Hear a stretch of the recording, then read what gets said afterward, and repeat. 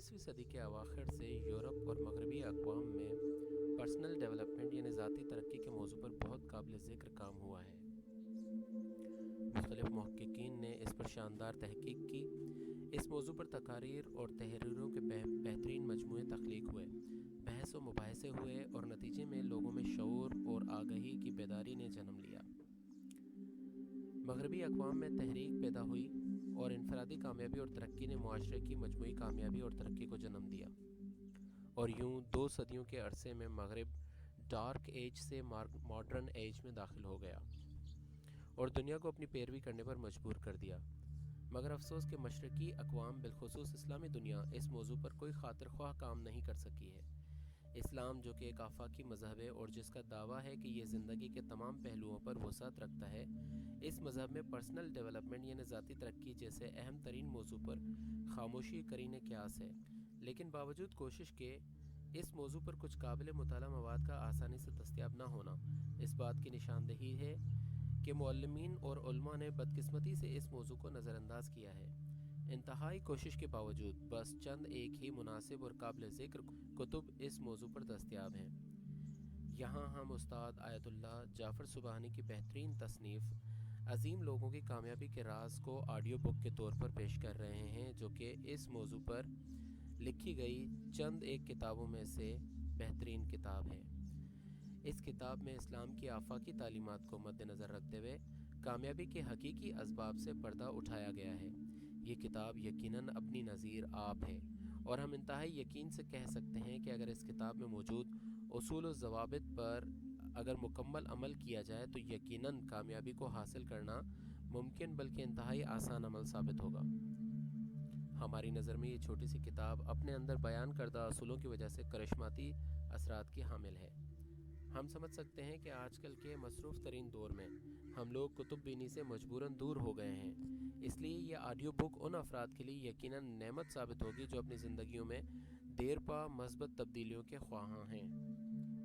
اس audio book کو ہمارے سامعین جاگنگ کرتے ہوئے، ڈرائیو کرتے ہوئے یا اپنے آفس یا گھر کے کام کاج میں مصروف رہتے ہوئے بھی سن سکتے ہیں۔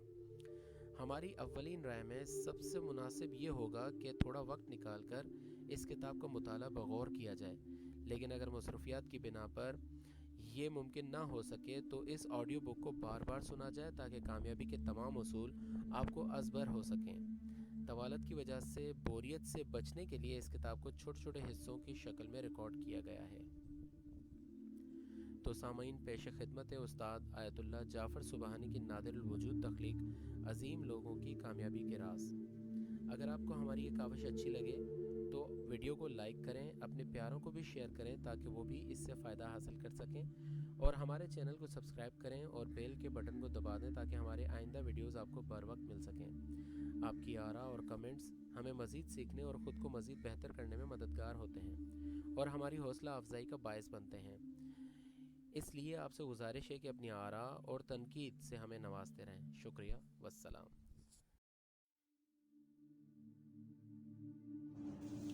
بسم اللہ الرحمن الرحیم۔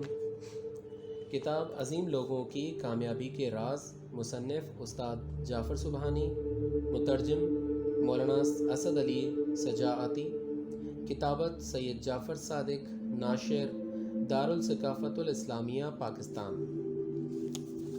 سرورق: اہل جنت ہی کامیاب ہونے والے ہیں۔ سورہ حشر: جس نے اللہ اور اس کے رسول کی اطاعت کی تو بلا شبہ اس نے بڑی کامیابی پالی۔ سورہ احزاب: اللہ ان سے راضی اور وہ اللہ سے راضی، یہ بڑی کامیابی ہے۔ سورہ مائدہ: اور جو اللہ سے ڈرا اور اس کی نافرمانی سے بچا سو یہی کامیاب ہونے والے ہیں۔ سورہ نور۔